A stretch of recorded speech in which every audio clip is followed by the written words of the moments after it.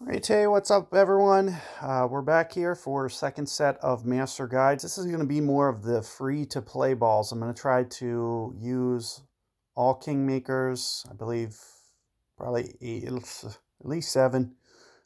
There's one hole that I'm thinking berserker.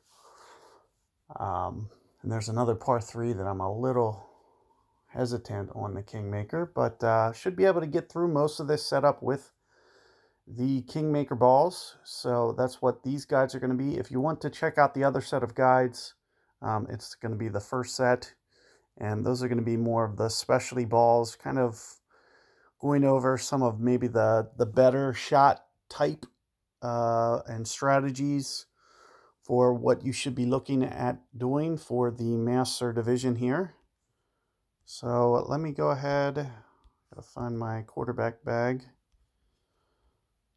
And you'll see, typically what I'll try to do is land here towards the front.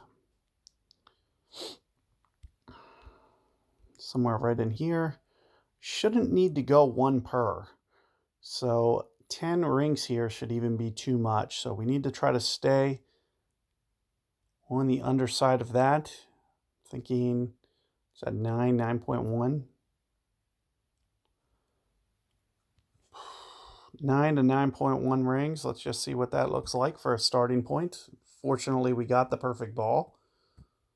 So we'll be able to analyze this a little bit. It looks like it's still just a fraction too much. So maybe 8.8 rings in that case. What's that? Less 20% almost? It's almost less 20%, which is pretty close to kind of a min number.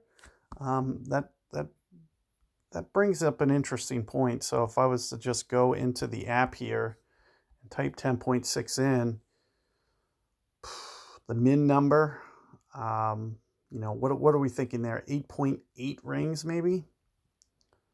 So how can we play around with this? Plus 5% and use the min number or so? Somewhere in there, somewhere in the ballpark of that. You know, 8.8, 8.9 was probably spot on. So that more or less nails it. If you want to switch down to a power 2 ball to really kind of hone in. If it is 8.8, it's, you know, somewhere in the ballpark of that. So that's kind of the way it's to manipulate the tool to kind of giving you the ring value you need. And that's one of the main reasons, you know, that I mentioned. You know, you really just need that reference adjustment. It doesn't have to make any sense. You can see the numbers don't make any sense. However, this is kind of the formula that you're going to be able to repeat, whether the win's 12, whether the win's 11. You can just kind of manipulate the tool to output the ring value that you want. And when I look at that min number, it's essentially giving me what it is that I want. So keep that tip in mind. Good luck with that hole, guys. As you can see, very good chance that you're going to be able to hold that one with a bump, especially if you can get very precise on that ring adjustment. So good luck, and I'll see you guys on the next hole.